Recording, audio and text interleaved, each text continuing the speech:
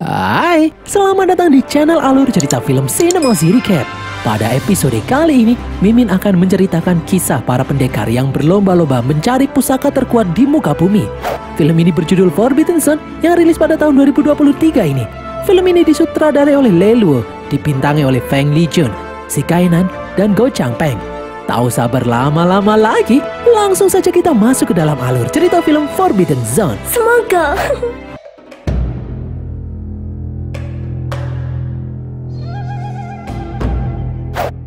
Alkisah, di saat 9 naga yang menarik peti mati perunggu tiba di rasi bintang biduk, maka pulau kuburan yang selama ini tersembunyi akan muncul di dunia.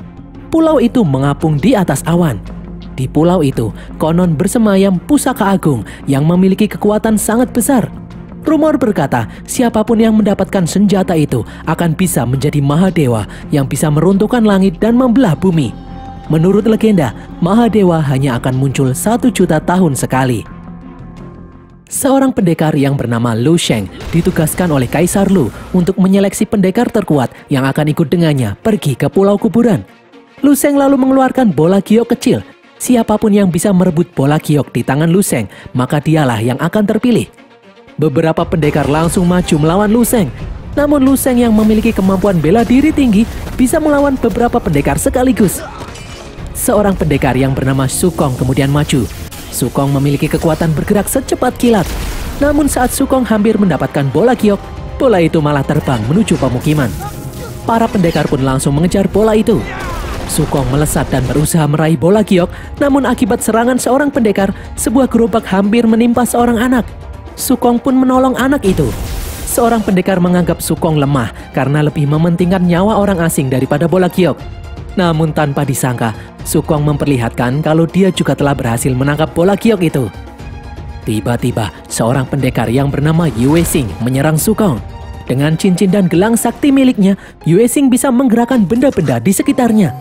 Serangan itu berhasil mengenai punggung Sukong. Yue Xing kemudian mengambil bola giok itu dari tangan Sukong yang tak berdaya. Lu Sheng adalah anak kedua dari Kaisar Lu, pemimpin kerajaan suci. Dia mempunyai kakak laki-laki yang bernama Lu Xiu. Hubungan mereka berdua tidak akur karena keduanya saling bersaing untuk menjadi yang terkuat. Mereka berdua akan memimpin misi pergi ke pulau kuburan untuk mendapatkan pusaka agung. Kaisar Lu kemudian mewariskan pedang naga kepada Lu Xiu karena Kaisar Lu menganggap Lu Xiu lebih pantas mendapatkannya. Di tempat lain, Sukong yang pingsan itu pun teringat masa lalunya. Sukong adalah anak yatim piatu yang dibesarkan oleh guru pandai besi bersama anak yatim piatu lainnya. Guru melihat potensi yang dimiliki Sukong, sehingga guru mengirim Sukong ke kerajaan suci untuk belajar menjadi pendekar sakti. Meskipun akibatnya, guru dan saudara-saudaranya yang lain harus membuat 1 juta pedang untuk kerajaan suci sebagai ganti ongkos Sukong yang belajar di sana. Sukong yang terluka kemudian ditolong oleh saudara-saudaranya. Mereka adalah Xiao Xiao, Xikong, Fang Hui, Liu Zi, dan Ning Ze.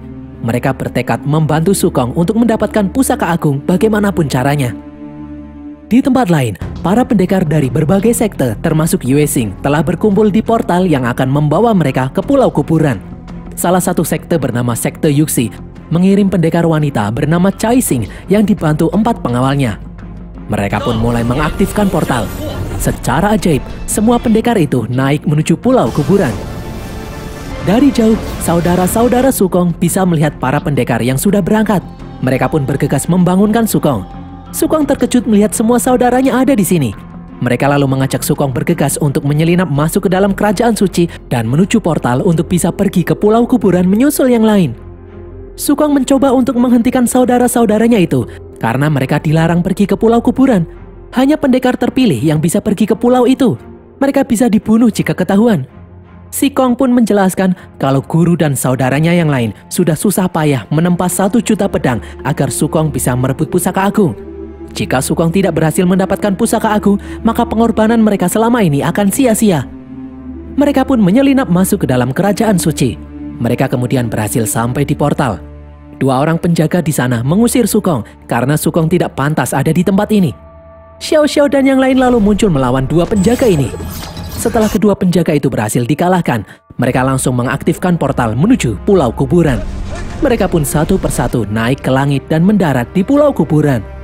Sesampainya di pulau kuburan, mereka kaget melihat beberapa mayat tergeletak di sana. Ternyata para pendekar yang tadi datang ke sini saling membunuh satu sama lain demi mendapatkan pusaka agung. Lucio kemudian muncul. Ternyata ini semua adalah ulah Lucio yang telah membantai para pendekar demi mendapatkan pusaka agung untuk dirinya sendiri. Lucio pun menyuruh Sukong dan yang lain untuk lari sebelum dia menyabetkan pedang naganya. Sukong dan yang lain langsung kabur, namun Lucio berhasil menyusul mereka. Lucio langsung menyabetkan pedang naga. Sukong pun terluka terkena serangan pedang naga. Pada tebasan kedua, serangan ini membuat saudara Sukong yang bernama Liu Zi tewas karena menyelamatkan saudara yang lain. Xiao Xiao lalu menyuruh Sukong untuk pergi dan memberikan pisau hijau peninggalan guru mereka. Dari belakang, Lucio kembali menyabetkan pedangnya. Tiba-tiba, Lu Sheng datang membantu. Lu Sheng menyuruh Sukong dan yang lain untuk pergi. Lu Sheng sendiri yang akan mengalahkan kakaknya itu, karena Lu Sheng juga berambisi untuk mendapatkan pusaka agung. Lucio pun terkejut melihat kemampuan bela diri Lu Sheng yang meningkat jauh. Lu Sheng bahkan bisa mengeluarkan monster Susanoo yang bisa melawan serangan kakaknya. Akhirnya, Lu Sheng berhasil membunuh Lucio dan merebut pedang naga dari tangannya. Di dalam gua, Sukong masih merasa sedih atas kematian Liu Zi. Sukong merasa kalau apa yang mereka lakukan ini akan sia-sia. Mereka tidak akan bisa merebut pusaka agung. Saat memegang pisau hijau, tiba-tiba Sukong seperti mendapat penglihatan masa depan. Dia melihat kehancuran bumi. Xiao Xiao mengatakan kalau pisau hijau milik guru mereka itu adalah benda yang berasal dari meteor. Jadi pisau itu membuat Sukong bisa melihat masa depan. Xiao Xiao berusaha meyakinkan Sukong kalau mereka harus tetap maju apapun yang terjadi. Karena jika pusaka agung jatuh ke tangan orang yang salah dan orang itu berubah menjadi Mahadewa, maka bumi akan hancur. Sejak dulu, guru menganggap Sukong paling istimewa di antara yang lainnya. Itulah kenapa Xiao Xiao yakin dengan kemampuan Sukong, mereka bisa menyelamatkan dunia. Tiba-tiba, Fang Hui yang ketakutan mengajak yang lain untuk memeriksa sesuatu.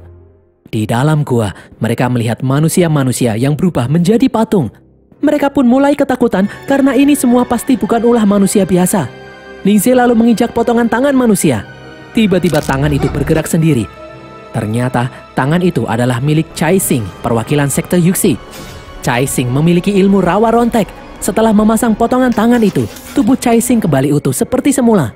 Yukong dan yang lain pun kabur karena ketakutan. Di luar gua terjadi hujan salju dan kabut tebal. Yue Xing yang ketakutan kemudian datang mendekati Sukong dan yang lain. Yue Xing menyuruh Sukong untuk pergi karena tempat ini sangat mengerikan. Tiba-tiba seekor makhluk menyeramkan muncul. Monster itu mempunyai 2 belalai yang bisa menusuk korbannya hingga tewas. Sukong dan saudaranya bahu-membahu untuk melawan monster itu. Sukong pun naik ke atas makhluk itu. Dia menyuruh saudaranya untuk minggir. Monster itu lalu menembakkan sinar aneh. Fang Hui yang terkena sinar tiba-tiba berubah menjadi patung seperti yang ada di dalam gua. Energi Fang Hui kemudian disedot oleh monster itu. Xiao Xiao lalu mengeluarkan pisau hijau. Mereka pun sadar kalau monster itu takut dengan pisau hijau. Namun Xiao Xiao terlempar dan pisaunya terlepas. Sukong mengambil pisau hijau dan menyerang monster, namun dia terlempar. Sikong naik ke atas monster dan menusuk bagian kepala dengan tombaknya. Namun monster itu melempar Sikong hingga membentur bebatuan. Melihat saudara-saudaranya tewas, Sukong yang marah memusatkan energinya. Dia lalu maju dan menyerang monster itu. Monster itu pun akhirnya berhasil dikalahkan. Semua energi yang ada di dalam monster itu masuk ke dalam tubuh Sukong. Sukong pun tak kuasa menahan kesedihan melihat saudara-saudaranya yang tewas. Kini tinggal Sukong, Xiao Xiao, dan Ningxie yang tersisa. Mereka mengikuti Yue Xing masuk ke dalam gua. Sesampainya di sebuah portal, Yue Xing yang ketakutan berniat untuk kembali ke bumi. Namun ternyata sia-sia, portal itu tidak bisa digunakan. Xiao Xiao pun berkata, kalau mau tidak mau, mereka harus mendapatkan pusaka agung agar mereka bisa kembali ke bumi. Sukong lalu mengajak Yue Xing untuk bekerja sama menemukan pusaka agung. Namun Yue Xing tidak yakin dia bisa membantu karena gelang dan cincin pusakanya rusak. Dia merasa kalau dia bukan siapa-siapa tanpa pusaka itu. Sikong kemudian meyakinkan Yue Xing kalau dia adalah pendekar yang kuat. Sukong yakin Yue Xing masih mempunyai kemampuan di dalam dirinya.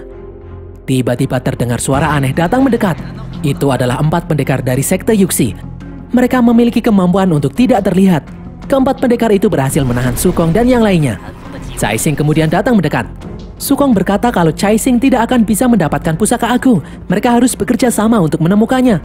Cai Xing pun melarang 4 pengawalnya membunuh Sukong dan yang lain. Sukong mengajak Chai Xing untuk bekerja sama menemukan pusaka agung. Tiba-tiba monster datang lagi. Mereka pun kocar-kacir menyelamatkan diri. Meskipun memiliki kemampuan tidak terlihat, namun monster bisa membunuh pengawal Chai Xing itu. Chai Xing kemudian membuka sebuah pintu, namun tidak ada jalan, hanya ada batu lingkaran di bawah jurang. Sementara itu, salah satu monster membuka bagian dadanya untuk menyerang, namun salah satu pengawal Chai Xing membuat perisai untuk melindungi mereka. Terjadi ledakan energi membuat semua orang terjatuh ke batu lingkaran. Tiba-tiba lingkaran itu runtuh, keadaan menjadi kacau. Yue Xing lalu menggunakan kekuatannya untuk mengendalikan batu lingkaran itu. Ternyata meskipun tidak memiliki gelang pusaka, namun Yue Xing masih bisa menggunakan kekuatannya. Namun kekuatan Yue Xing masih belum begitu kuat. Batu lingkaran itu pun miring, batu lingkaran itu pun mulai hancur. Melihat semua orang terancam, Sukong yang takut kehilangan saudaranya lagi kemudian meraih tangan Xiao Xiao. Energi Sukong kemudian mengelilingi semua orang dan dengan kekuatannya, Sukong membawa mereka ke tempat yang aman. Semua orang pun berhasil diselamatkan. Akhirnya Chai Xing bersedia bekerja sama dengan Sukong. Namun jika nanti mereka berhasil menemukan pusaka agung, maka Chai Xing tidak akan segan-segan merebutnya untuk dirinya sendiri. Mereka lalu masuk ke dalam sebuah ruangan. Di dalam ruangan itu terdapat mayat aneh yang memakai topeng. Chai Xing kemudian maju berniat mengambil topeng di mayat itu karena dia yakin topeng itu adalah senjata agung yang dimaksud. Seketika terjadi ketegangan, Sukong melarang Chai Xing untuk mengambil topeng itu karena menurutnya ini sangat aneh karena terlalu mudah, bisa jadi itu adalah jebakan. Sukong lalu diserang oleh pengawal Chai Xing. Secara mengejutkan, Chai Xing ditusuk oleh pengawalnya sendiri. Orang itu berniat merebut pusaka agung untuk dirinya sendiri. Orang itu lalu mengambil topeng dan tiba-tiba pintu pun tertutup. Topeng itu kemudian membakar tubuh si pengawal hingga hancur. Itu adalah jebakan. Terlihat atap mulai bergerak turun. Mereka pun panik. Sukong lalu melihat ada 5 lingkaran aneh di lantai. Dan benar sekali ketika semua lingkaran diinjak, maka pintu akan terbuka. Namun jika lingkaran ditinggalkan, maka pintu akan tertutup kembali. Yue Xing dengan kekuatannya akhirnya mengambil patung-patung yang ada di sana dan diletakkan di atas lingkaran. Namun ternyata hanya ada 4 patung di sana. Yue Xing menyuruh yang lain untuk pergi, sementara dia akan mengorbankan diri menginjak lingkaran kelima. Melihat hal ini, Sukong yang kasihan tidak akan membiarkan Yue Xing tewas. Sukong pun menggunakan kekuatannya untuk menarik Yue Xing keluar. Yue Xing pun berhasil diselamatkan. Setelah situasi aman, Xiao Xiao memberikan pisau hijau kepada Sukong karena Sukong pantas memilikinya. Sementara itu, Chai Xing menggunakan kekuatannya untuk menyembuhkan luka di tubuhnya. Mereka lalu berhenti di depan ruangan dengan pintu besar yang tertutup.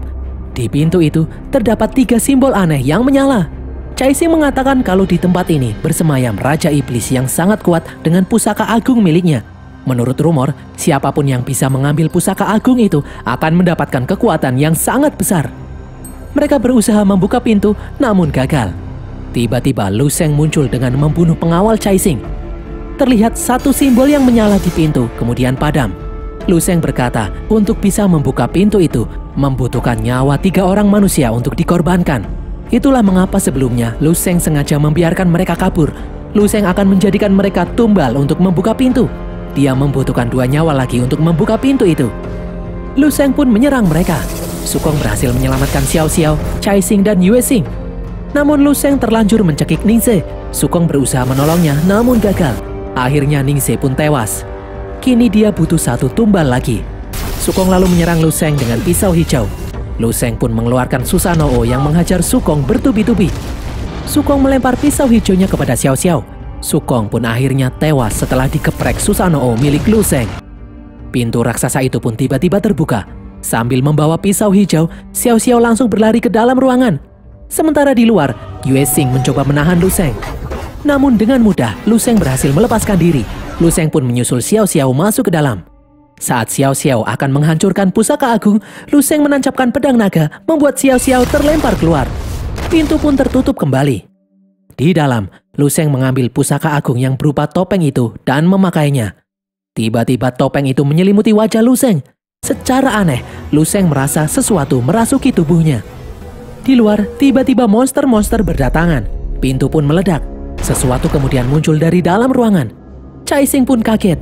Dia berkata kalau itu bukanlah Lu Sheng, melainkan Raja Iblis. Ternyata Raja Iblis menjebak para pendekar untuk berlomba-lomba datang ke Pulau Kuburan dengan cerita hoax kalau pusaka itu akan memberikan kekuatan. Padahal Raja Iblis akan menggunakan tubuh pendekar terkuat yang bisa mendapatkan pusaka agung agar dia bisa bangkit kembali. Setelah kembali bangkit, Raja Iblis akan menghancurkan dunia. Tiba-tiba terjadi guncangan hebat. Raja Iblis akan menjatuhkan pulau kuburan ini dan menimpa kerajaan suci yang ada di bawahnya. Caixing pun sadar kekuatan Raja Iblis ini belum sepenuhnya pulih. Caixing meminta Yue Xing dan Xiao Xiao untuk melindunginya. Caixing akan menggunakan kekuatan terakhirnya untuk menghidupkan Sukong kembali. Sementara itu, di bawah, Kaisar Lu dan seluruh pendekar kerajaan suci melemparkan pedang-pedang mereka ke langit. Pedang-pedang itu membentuk formasi yang menahan pulau kuburan jatuh. Di atas, Yue Xing membentuk perisai dari batu agar monster tidak bisa menyerang mereka. Yue Xing berusaha bertahan dengan sisa-sisa tenaganya. Yue Xing akhirnya mengorbankan dirinya. Dia menghancurkan jembatan yang ada di depan mereka. Caixing kemudian memberikan jiwanya kepada Sukong. Dia berharap Sukong bisa menyelamatkan bumi dari ancaman Raja Iblis. Jantung Sukong pun kembali berdetak. Sukong kembali sadar, namun dia berada di tempat yang asing. Terlihat sosok aneh muncul, menyuruh Sukong untuk menyelamatkan bumi. Kata orang itu, Sukong belum saatnya untuk meninggal. Sukong lalu bertanya bagaimana caranya dia bisa menyelamatkan bumi. Suara itu menjawab kalau Raja Iblis hanya bisa dikalahkan oleh Mahadewa.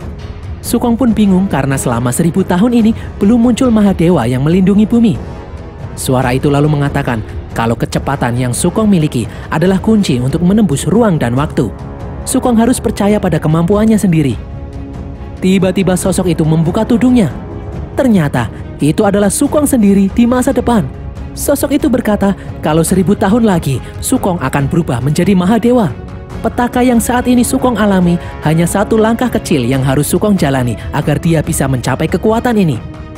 Sukong pun akhirnya kembali sadar. Dia berhasil dihidupkan kembali. Sukong lalu membawa Xiao Xiao kembali ke rumah mereka di darat. Sukong yang semakin kuat ini kemudian terbang kembali ke pulau kuburan. Sukong mengambil pedang hijau dan kemudian membunuh semua monster yang ada di sana. Sukong menyerap semua energi dari monster-monster yang tewas itu. Raja Iblis lalu menawarkan Sukong untuk menjadi pengikutnya. Namun Sukong menolaknya mentah-mentah. Mereka berdua kemudian bertarung. Pertarungan itu membuat pisau hijau Sukong patah. Sukong lalu menghajar Raja Iblis itu. Mereka berdua bertarung kembali. Raja Iblis mengatakan kalau Sukong hanyalah manusia biasa, bukan tandingannya. Raja Iblis itu mengeluarkan Susanoo raksasa. Susanoo itu menghajar Sukong hingga terlempar keluar angkasa. Namun tak disangka, di luar angkasa, ternyata kekuatan Sukong malah meningkat. Dengan kekuatannya yang bisa menembus ruang dan waktu, Sukong mengirim Raja Iblis itu ke 1000 tahun di masa depan menghadap Sukong yang telah berubah menjadi Mahadewa. Di hadapan Mahadewa, Raja Iblis itu masih berambisi untuk menguasai bumi. Namun Sukong yang telah menjadi Mahadewa ini menyuruh Raja Iblis untuk jangan banyak bacot. Hanya dengan satu sentilan, tubuh Raja Iblis itu berubah menjadi abu. Dan berakhirlah alur cerita film Forbidden Zone ini guys. Semoga kalian terhibur. Pesan yang kita dapatkan dari film ini adalah jangan percaya hoax. Jika ada yang mengajak kalian mencari benda pusaka, jangan mau. Tulis kritik dan saran kalian di kolom komentar. Jangan lupa follow semua media sosial kami dan sampai jumpa di konten kami berikutnya. Bye!